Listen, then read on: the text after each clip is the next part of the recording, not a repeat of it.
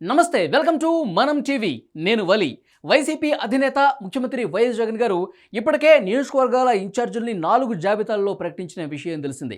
అయితే టీడీపీ జనసేన పొత్తు పెట్టుకున్నాయి, ఎన్నికల్లో కలిసి ముందుకు పోతున్న విషయం తెలిసిందే. అయితే ఈ కూటమికి సంబంధించి టీడీపీ జనసేన నుంచి మొదటి జాబితా ఇంతవరకు రాలేదు.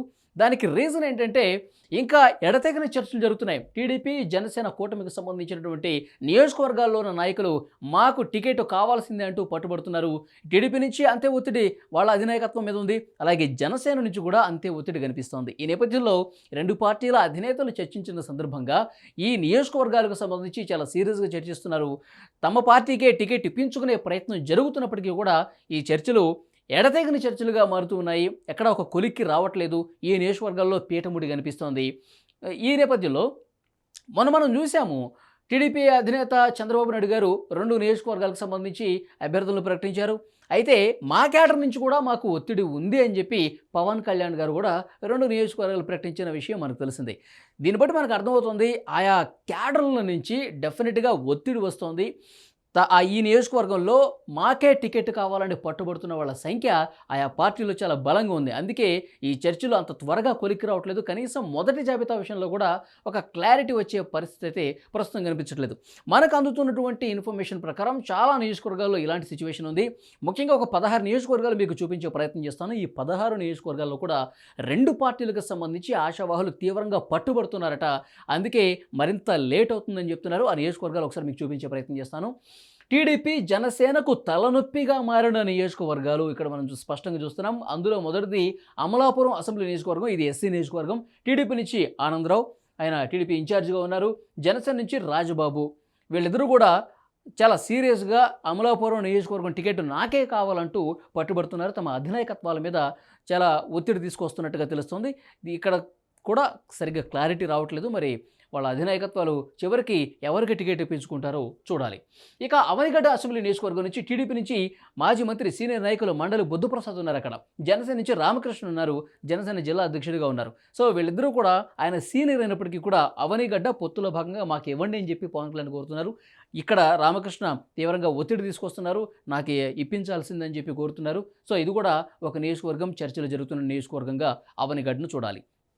ఇక భీమిలి అసెంబ్లీ నియోజకవర్గం గంటా శ్రీనివాసరావు టీడీపీ నుంచి ఉన్నారు. తర్వాత రాజుబాబు, ఆయన టీడీపీ ఇన్ఛార్జిగా ఉన్నారు. చాలా సీరియస్గా తెలుగుదేశం పార్టీ నుంచి ఇంటర్నల్గా కూడా ఇక్కడ పోటీ కనిపిస్తోంది.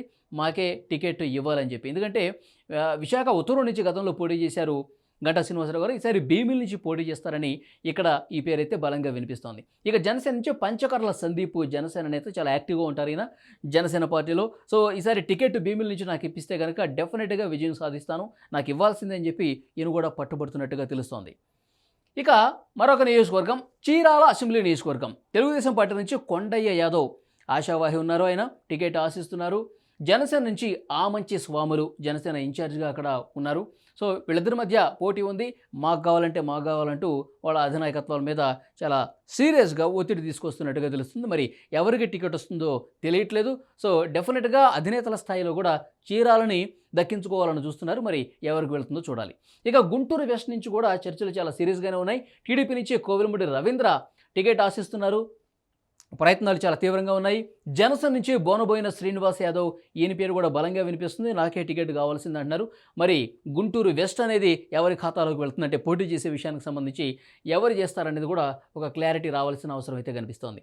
ఇక కాకినాడ అసెంబ్లీ నియోజకవర్గం నుంచి టీడీపీ నుంచి కొండబాబు, మాజీ ఎమ్మెల్యే ఆయన, జనసేన నుంచి ముత్తా శశిధర్ పేరు బలంగా వినిపిస్తుంది. వీళ్ళిద్దరూ కూడా చాలా సీరియస్గా వాళ్ళ అధినాయకత్వాల మీద ఒత్తిడి తీసుకొస్తున్నారు. ఇక్కడ మనం చూస్తున్నాం, టీడీపీ జనసేనకు తలనొప్పిగా మారిన కొన్ని నియోజకవర్గాల పేర్లు ఇక్కడ మీకు చూపిస్తున్నాను. అందులో కాకినాడ కూడా ఉంది.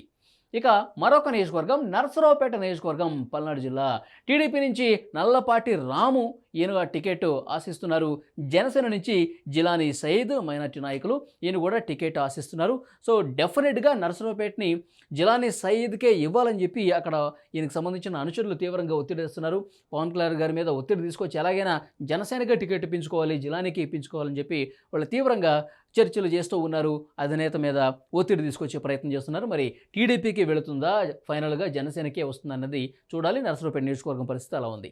ఇక నరసాపురం నియోజకవర్గం విషయానికి వస్తే టీడీపీ నుంచి బండారు మాధవనాయుడు ఆయన కూడా టికెట్ ఆశిస్తున్నారు, బలంగా ప్రయత్నం చేస్తున్నారు. జనసేన నుంచి బొమ్మిడి నాయకర్ జనసేన ఇన్ఛార్జ్ ఆయన కూడా చాలా సీరియస్గానే టికెట్ కోసం ప్రయత్నాలు చేస్తున్నట్టుగా తెలుస్తోంది నరసాపురంలో. ఇక నెల్లిమర్ల నియోజకవర్గం విషయానికి వస్తే టీడీపీ నుంచి బంగారాజు ఆయన టికెట్ ఆశిస్తున్నారు. జనసేన నుంచి లోకం మాధవి టికెట్ ఆశిస్తున్నారు. తమ ప్రయత్నాలు చాలా సీరియస్గానే చేస్తున్నారు. ఈ నియోజకవర్గం కూడా కొంత పీటముడి కనిపిస్తుంది. నెల్లిమర్ల అసెంబ్లీ నియోజకవర్గం తమకే దక్కాలని చెప్పి అక్కడ ఉన్నటువంటి స్థానిక నాయకత్వం తీవ్రంగా ఆయా పార్టీల అధినేతల మీద ఒత్తిడి తీసుకొస్తూ ఉన్నారు. ఇది కూడా ఒక తలనొప్పిగా మారే పరిస్థితి కనిపిస్తోంది నెల్లిమర్ల నియోజకవర్గం. ఇక పెడన అసెంబ్లీ నియోజకవర్గం విషయానికి వస్తే టీడీపీ నుంచి కాగిత కృష్ణప్రసాద్ ఆయన పోటీకి సిద్ధమైపోయారు. జనసేన నుంచి బోరగడ్డ వేదవ్యాసు ఆయన కూడా పోటీకి సిద్ధం అని చెప్పేసి ప్రకటిస్తున్నారు. మరి టీడీపీకి వెళ్తుందా, జనసేనకి వెళ్తుందా? ఇది కూడా రెండు పార్టీల అధినేతలకు కొంత హెడేక్గా మారినటువంటి పరిస్థితి కనిపిస్తోంది. ఇక పెందుర్తి నుంచి కూడా టీడీపీ జనసేనలో చాలా సీరియస్గా టికెట్ ఫైట్ చేస్తూ ఉన్నారు. బండారు సత్యనారాయణ మూర్తి మాజీ మంత్రి అయిన టీడీపీకి సంబంధించి టికెట్ ఆశిస్తున్నారు. ఆ తర్వాత జనసేన నుంచి పంచకర్ల రమేష్ పేరు వినిపిస్తోంది. మాజీ ఎమ్మెల్యే ఈయన కూడా సీరియస్గా ప్రయత్నాలు అయితే ఇటు జనసేన వైపు నుంచి కూడా ఉన్నాయి. మరి ఎవరికి ఇస్తారు టికెట్ అన్నది కూడా చూడాలి. రెండు పార్టీల నాయకులు అయితే తమ ప్రయత్నాలు తాము చాలా సీరియస్గా చేస్తున్నారు. మాకు ఇవ్వాల్సిందే టికెట్, మాకు ఇవ్వాల్సిందే, లేదంటే మేము రెబల్గా పోటీ చేస్తాం, పార్టీ నుంచి బయటికి వెళ్ళిపోతాను, హెచ్చరికలు కూడా జారీ చేస్తున్న పరిస్థితి జనసేన నుంచి ఉన్నట్టుగా మనకి కనిపిస్తుంది. మరి ఎట్లా ఉంటుందో చూడాలి పెందుర్తికి సంబంధించి. తర్వాత పిఠాపురం నియోజకవర్గం టీడీపీ నుంచి ఎస్విఎస్ఎన్ వర్మ మాజీ ఎమ్మెల్యే, జనసేన నుంచి తంగెళ్ల ఉదయ్ శ్రీనివాస్, ముద్రగడ పద్మనాభం కాపు ఉద్యమ నేత, సీనియర్ నాయకులు మనకు తెలిసిన విషయమే. ఈ 2 రోజుల్లోనే పవన్ కళ్యాణ్ గారు ముద్రగడ పద్మనాభం గారిని కలుస్తారు, పార్టీలకు ఆహ్వానిస్తారనే చర్చ అయితే విపరీతంగా సోషల్ మీడియాలో జరుగుతుంది. మరి అది ఎప్పుడు కలుస్తారనేది తెలీదు. మరి పిఠాపురం నియోజకవర్గం నుంచి కూడా ముద్రగడ, ఇటువైపు తంగేళ్ల ఉదయ్ శ్రీనివాస్ 2 పేర్లు అయితే బలంగా వినిపిస్తున్నాయి. టీడీపీ నుంచి ఎస్విఎస్ఎన్ వర్మ గారు కూడా ప్రయత్నాలు ఆ పార్టీ నుంచి సీరియస్గా చేస్తున్నారు. ఈ నియోజకవర్గం కూడా ఈ లిస్టులో మనకు కనిపిస్తోంది. ఇక తెనాలి అసెంబ్లీ నియోజకవర్గం చాలా కీలకమైనటువంటి నియోజకవర్గం జనసేనకు సంబంధించి. ఎందుకంటే జనసేన పార్టీలో నెంబర్ 2గా ఉన్నారు నాదెండ్ల మనోహర్. తెలుగుదేశం పార్టీ నుంచి మాజీ మంత్రి, సీనియర్ నాయకులు ఆలపాటి రాజేంద్ర ప్రసాద్ గారు టికెట్ ఆశిస్తున్నారు. కింద క్షేత్రస్థాయిలో అయితే కేడరు ఎవరికి టికెట్ ఇచ్చినా సరే, అంటే నాయకులు ఎవరికి టికెట్ ఇచ్చినా కలిసి పనిచేస్తామని చెప్తున్నప్పటికీ కేడర్ మాత్రం చాలా సీరియస్గా ఫోకస్ పెట్టి ఈ టికెట్ మనది, టీడీపీ టికెట్ని ఎలాంటి పరిస్థితుల్లో జనసేనకి ఇవ్వద్దు అని చెప్పి అక్కడ ఆందోళన చేస్తున్న పరిస్థితి కూడా గతంలో మనం చూసాం. నాదెండ్ల మనోహర్ నెంబర్ 2గా ఉన్నారు జనసేన పార్టీలో. ఆయనకి టికెట్ కన్ఫర్మ్ అయిపోయిందని కూడా చర్చ ఒక పక్క జరుగుతుంది. మరి నాదెండ్ల మనోహర్ని అవుట్ అవుతారా, లేకపోతే ఆలపాటి రాజేంద్ర ప్రసాద్ నిష్క్రమిస్తారా ఆ నియోజకవర్గం నుంచి?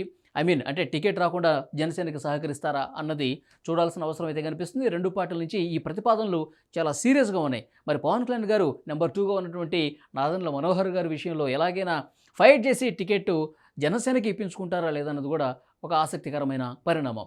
ఇక తణుకు అసెంబ్లీ నియోజకవర్గం విషయానికి వస్తే టీడీపీ నుంచి ఆర్ఎంఎల్ఏ రాధాకృష్ణ మాజీ ఎమ్మెల్యే ఆయన టికెట్ ఆశిస్తున్నారు. జనసేన నుంచి కూడా విడివాడ రామచంద్రరావు ఆయన కూడా తణుకు నియోజకవర్గం నుంచి టికెట్ ఆశిస్తున్నారు. ఈ నియోజకవర్గం కూడా కొంత కత్తి మీద సాములా మారింది. రెండు పార్టీల నాయకులకు చాలా సీరియస్గా వీళ్ళు అడుగుతున్నట్టుగా తెలుస్తోంది. ఇక ఉంగుటూరు అసెంబ్లీ నియోజకవర్గం టీడీపీ గన్ని వీరాంజనేయులు, తర్వాత జనసేన నుంచి పి ధర్మరాజు టికెట్ ఆశిస్తున్నారు. అధినాయకుల మీద ఒత్తిడి తీసుకొస్తున్నారు. ఇక విజయవాడ పశ్చిమ నియోజకవర్గం విషయానికి వస్తే బుద్ధా వెంకన్న టీడీపీలో ఫైర్ బ్రాండ్గా ఉంటారు. ఆయన నాని గారి మీద, కొడాల నాని గారి మీద, తర్వాత వైసీపీకి సంబంధించినటువంటి సీనియర్ నాయకుల మీద ఏ విధంగా విరుచుకుపడతారో మనకు తెలిసిన విషయమే, సీనియర్ నేత. ఇక జనసేన నుంచి పోతిన మహేష్ ఎప్పటి నుంచో జనసేనతో ఆయన ఉన్నారు.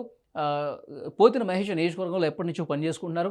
విజయవాడ పశ్చిమ నియోజకవర్గం ఎట్టి పరిస్థితుల్లో తనకు దక్కుతుందని ఒక ఆశావాద దృక్పథంతో ఆయన ఉన్నారు. డెఫినెట్గా ఆయనకి నాకే వస్తుందని చెప్పిన నమ్మకంతో పోతిన మహేష్ ఉన్నారు. మరి బుద్ధా వెంకన్నకి ఏమైనా సర్ది చెప్తారా, లేకపోతే పోతిన మహేష్కి ఏమైనా పవన్ కళ్యాణ్ గారు సర్ది చెప్తారా? ఇక్కడ కూడా కొంత సీరియస్ ఫైటే టీడీపీ జనసేన నుంచి కనిపిస్తుంది. మరి ఎవరికి టికెట్ వస్తుందో చూడాలి. ఇవి మొత్తానికి ఒక 16 నియోజకవర్గాలకు సంబంధించిన లిస్ట్ ఇది. ఈ 16 నియోజకవర్గాల్లో కూడా ఆయా పార్టీలకు సంబంధించిన ఆశావాహులు కావచ్చు, ఆ నియోజకవర్గాల్లో ఉన్న కేడర్ అయితే బలంగా టికెట్ మన పార్టీకే వస్తుందని చెప్పి పార్టీల అధినాయకుల మీద ఒత్తిళ్లు తీవ్రంగా ఉన్నాయి. టికెట్టు వచ్చే విషయం ఒకటైతే దాన్ని గెలిపించుకునే క్రమంలో కూడా 2 పార్టీలకు సంబంధించిన కార్యకర్తలు, కేడర్ పరస్పరం ఓటు బదిలీ చేసుకోగలగాలి. అలాంటి పరిస్థితి ఉండాలంటే గనక ఒక సహకార స్ఫూర్తితో 2 పార్టీలు కలిసి పనిచేయాల్సినటువంటి అవసరం ఉంది. మరి ఈ నియోజకవర్గాల్లో ఎప్పుడు క్లారిటీ వస్తుంది? మొదటి జాబితా అసలు ఎప్పుడొస్తుంది? ఈ విషయాలన్నీ కూడా ప్రస్తుతం చర్చలైతే జరుగుతున్నాయి. ఈ 2, 3 రోజుల్లో మొదటి జాబితా వస్తుందని చెప్తున్నారు. ఎందుకంటే మొన్న 2 నియోజకవర్గాలు ప్రకటించినప్పుడే ఇది సరైన ఫలితాలు ఇవ్వదు, ఇది సరైనటువంటి పద్ధతి కాదు అని చెప్పి 2 పార్టీల నాయకులు లోలోపల అంతర్మథనం చెందిన పరిస్థితి కనిపిస్తోంది. ఈ నేపథ్యంలోనే మొదటి జాబితా ఎన్ని నియోజకవర్గాలైనా సరే, తక్కువైనా సరే ఒక మొదటి జాబితా ఒక మంచి వాతావరణంలో రిలీజ్ చేయాలని ఇద్దరు కూడా నాయకులు అనుకున్నట్టుగా తెలుస్తోంది. అతి త్వరలోనే ఆ లిస్టు కూడా వచ్చే అవకాశం కనిపిస్తుంది. ఇప్పుడు నేను చెప్పిన ఈ 16 నియోజకవర్గాలు అయితే ఫైట్ అయితే టీడీపీ జనసేనకు సంబంధించి చాలా క్లియర్‌గా కనిపిస్తోంది. తమకే టికెట్ కావాలని. మరి అధినాయకత్వాలు ఈ 16 నియోజకవర్గాలకు సంబంధించి ఎవరికి టికెట్ ఇస్తారనేది రాబోయే కాలంలోనే తేలిపోతుంది. Thank you.